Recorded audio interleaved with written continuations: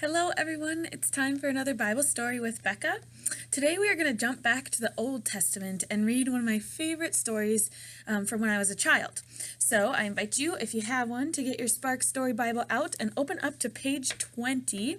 We will be reading the story called Noah's Ark. I know you probably know it pretty well, but listen for something new that you haven't heard before.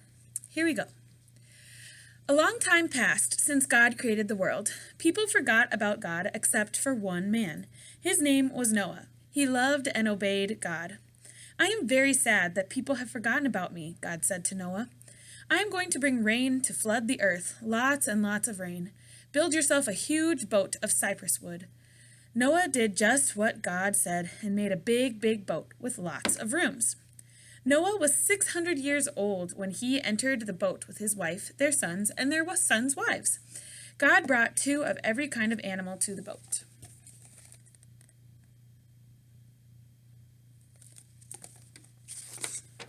Elephants and zebras, lions and tigers, pigs and giraffes, dogs and cats, deer and rhinos, bears and cows, horses and goats, lambs and monkeys all came 2 by 2. All different kinds of animals, birds, and creepy crawly things came to the boat. Noah took all of them into the boat. Then he shut the door. Inside the big boat, the lions roared, the dogs barked, and the birds chirped. It was stuffy and stinky. It was muggy and hot. On the outside, it rained and rained. It rained big giant drops and little baby drops for 40 days and 40 nights. The rains came down and the flood waters came up. The water splashed on the sides of the big boat and pushed it up and down for 150 days. Finally, it rested on the top of a tall mountain.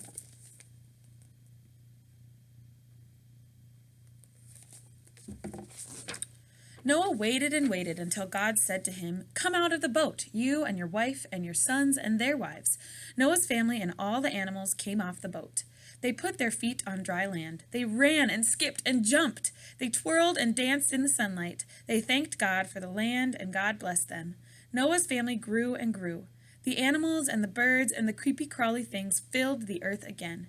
God painted a rainbow of brilliant red, orange, yellow, green, blue, and violet across the sky and promised, "Never again will water flood the earth. Whenever you see the rainbow in the clouds, I will see it too, and I will remember."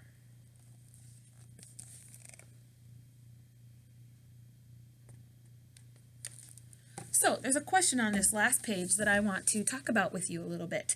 It says, what would you have thought if God asked you to build a boat? And what would you have said to God? So God came up to this man named Noah and said, "You're going to build this giant boat with lots of rooms so that you can be saved from the flood that I'm sending."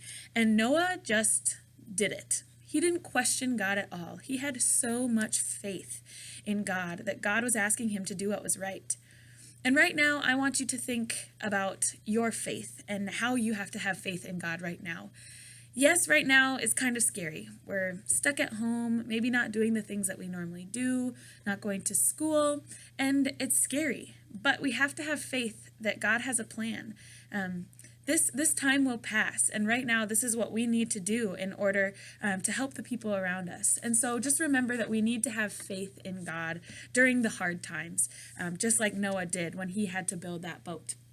I also want you to think about what you're going to do when this stay-at-home order is all done.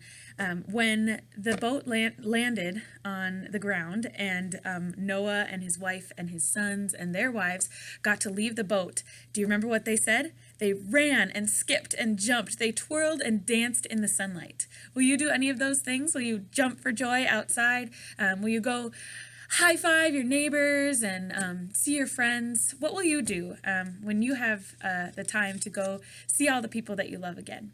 So think about those things for today. I hope you enjoyed this story, and we'll see you next time. Bye.